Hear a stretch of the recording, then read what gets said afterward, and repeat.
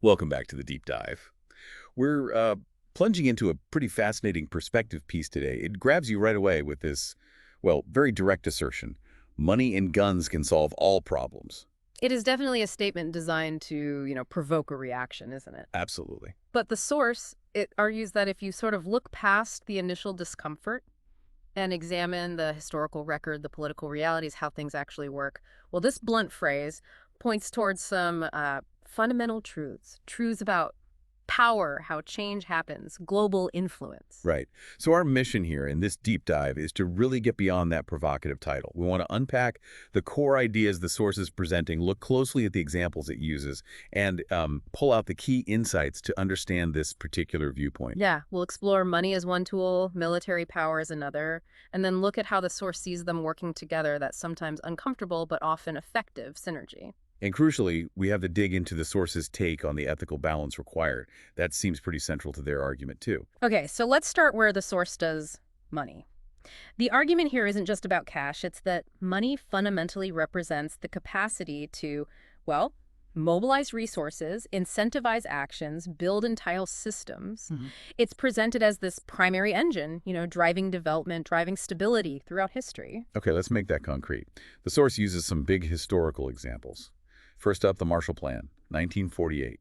I mean, the scale is staggering, over $12 billion then, which is what, like over $130 billion today. Yeah, huge. And the U.S. poured that into rebuilding Western Europe after World War II. But it wasn't just about being nice, was it? The source is clear on that. No, not at all. The source frames it as highly strategic. The aim was, kickstart those economies fast, make them strong enough to resist communism, and importantly, lock in crucial alliances. Right. It ties into that idea the source mentions, attributed to Churchill, about empires of the future being empires of the mind. The implication being those minds needed, well, solid economic ground to stand on. That makes sense. And it wasn't just international stuff. The source also points to FDR's New Deal, right here in the U.S. during the 30s. Exactly. A massive, targeted use of financial power aimed squarely at the Great Depression, at mass unemployment. So how did that work, according to the source? Well, that spending funded huge infrastructure projects, think dams, roads, public buildings. It created jobs when people were desperate. And the source argues it was really pivotal in restoring public faith, belief that government could actually step in and help during a massive crisis. The source even brings in private wealth, too, like Andrew Carnegie. Yeah, the argument there is about his belief in sort of the responsibility of the wealthy to give back. His philanthropy, building libraries, universities, it addressed social needs that at the time government wasn't fully covering. Okay. So the takeaway from this section, according to the source's perspective, is that money, when it's allocated intelligently, strategically, it's proven itself as a powerful tool for tackling huge problems, economic distress, social inequality, even building nations. Very versatile. Okay, that lays out the money side clearly. Capacity to build, organize, influence. But then the source makes a pretty sharp turn, doesn't it, to the more uncomfortable tool, military power. The guns. Yeah, it's a definite shift in tone. If money builds systems and stability through resources and incentives, the source suggests military power is about, well, preserving that order, or sometimes forcing order into being where it doesn't exist. It's acknowledging the role of force, even if it's unpleasant. Exactly. While violence is inherently problematic, the historical view offered here is that armed strength has often been the deciding factor, resolving disputes, securing sovereignty, maybe even preventing worse chaos down the line. It's presented as this sort of uncomfortable but undeniable reality of history. The examples here are quite striking. The source argues the American Revolution wasn't just won with quill pens and diplomacy. Right. It emphasizes the armed resistance against the British, the musket backing up the ideals of liberty, as the source puts it. And it includes that pretty stark Jefferson quote. Oh yeah, the tree of liberty must be refreshed from time to time with the blood of patriots and tyrants. It certainly doesn't pull punches about the role force played, according to this view. Quite direct. Then the source jumps ahead significantly to the Cold War. And the doctrine of mutually assured destruction, MAD, which relied completely on those massive nuclear arsenals, the ultimate guns, you could say, held by the U.S. and the Soviet Union. A terrifying concept. Absolutely. But the source points out the deep paradox. That very capacity for total annihilation is argued to be what prevented a direct hot war between the superpowers for decades. A kind of peace, a very tense peace, maintained through deterrence. Hmm. And then a more recent and controversial example the source uses, the NATO intervention in Yugoslavia in '99. Yes. Presented as a case, and the source notes its controversy, where military force was used strategically to, from this perspective, halt a humanitarian crisis, the ethnic cleansing in Kosovo. So force as a means to stop something terrible when other methods failed. That's the argument being presented. That force was employed to address a specific urgent problem that diplomacy hadn't solved. So the overall point the source makes here is, look, we prefer peace, obviously, but history shows armed strength has been critical, sometimes the only way, to ensure security, settle big conflicts, and occasionally stop things from spiraling into utter chaos. Okay, so we've got money for building capacity, guns for security, and conflict resolution, even if that truth is hard. Now, the source brings them together. What happens when capital and force combine? This is where the source talks about a kind of ruthless efficiency.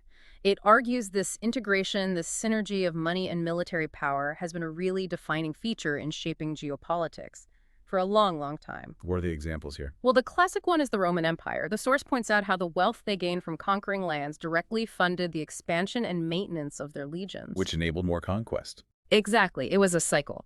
And the source notes how their coinage system helped unify the empire economically. While the legions were there to, enforce compliance and keep order, money and guns working hand in hand for expansion and control. Fast forward quite a bit. The source mentions the U.S. military-industrial complex. Right. That term President Eisenhower famously warned about. The source describes this deep link between the economy and military capability as something that has fundamentally allowed the U.S. to project its influence globally and protect its interests. And the source presents Eisenhower's warning, too. Yes, impartially. It notes the warning but focuses on describing how the structure operates according to the material, enabling that projection of power. Okay. And for a current example? China's Belt and Road Initiative is highlighted. It's presented as a modern version of this dual approach. Massive economic investments, infrastructure projects, that's the economic leverage, the soft power. But strategically complemented by developing military outposts in key locations, like the base in Djibouti. That's the hard power element. A blend. So a soft plus hard power strategy. Pretty much. The source's argument is that powerful entities throughout history and right now often leverage this combination economic strength plus military capacity to achieve major strategic goals worldwide. Now, this is important. Despite this intense focus on money and guns, the source doesn't actually say they're the only answers, right? No, definitely not. It's quite nuanced on this point. The source explicitly acknowledges the vital importance of other factors. Diplomacy, education, innovation, cultural change, all crucial. But there's a however. There is. It circles back to that pragmatic, maybe even slightly cynical historical observation. Without some underlying economic muscle or military capability, even the best ideas or intentions can struggle. They might, as the source puts it, fade into irrelevance when faced with hard power realities. That's a sobering thought. And because these tools are so potent, the source really stresses the need for what? Restraint, responsibility. Both. Absolutely essential, according to this perspective.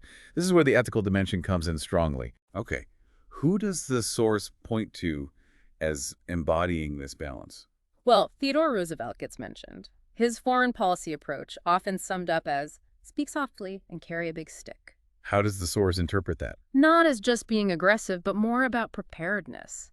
Understanding the value of having military readiness, that capacity, but using it judiciously. Prioritizing diplomacy first, avoiding conflict unless necessary. Knowing you have the stick, but choosing not to swing it lightly. Makes sense. And perhaps more surprisingly, the source brings up Mahatma Gandhi. Yeah, it might seem counterintuitive given his commitment to nonviolence, but the source points out that even Gandhi acknowledged a certain pragmatic reality about power in negotiations. How so?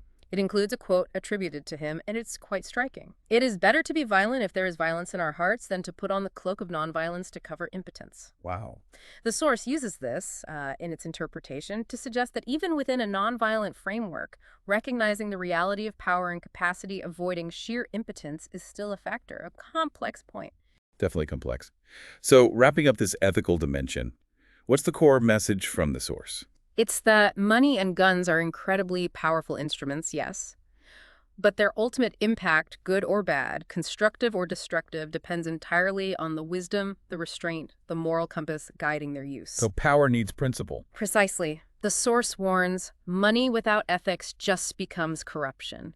Military power without a just cause descends into tyranny. It's the guiding values that matter most. And the source concludes by saying, That looking back through history, the nations, the leaders who tended to navigate the world's complexities most successfully were those who managed to strike a critical balance. They maintained economic strength, they ensured they had adequate defensive capability, but, and this is the key, they grounded that power in moral clarity. A clear sense of purpose beyond just having the power itself. okay, so we started with that really blunt statement, money and guns can solve all problems. Yeah, almost jarring. But as we've unpacked the source's arguments, the historical examples, it seems the perspective isn't really that they're magic solutions, but rather that they are fundamental, incredibly powerful tools. Tools that have undeniably shaped history and remain central to how power functions. Right, exactly. They're presented as core elements of statecraft and influence. And the crucial takeaway, stressed repeatedly by the source, is that their real impact hinges on how they're used, on responsibility, wisdom, and that all-important moral context. History, according to this source, is full of lessons there. Which kind of leaves us and you listening with something to chew on, right? Thinking about this perspective, the interplay of economic power, military strength, and the ethical dimension the source emphasizes, how do you see these forces shaping events right now in the world around us? And maybe what does this viewpoint imply about the responsibility that comes with any kind of significant power today, whether it's financial, military, technological, or something else entirely? Something to think about.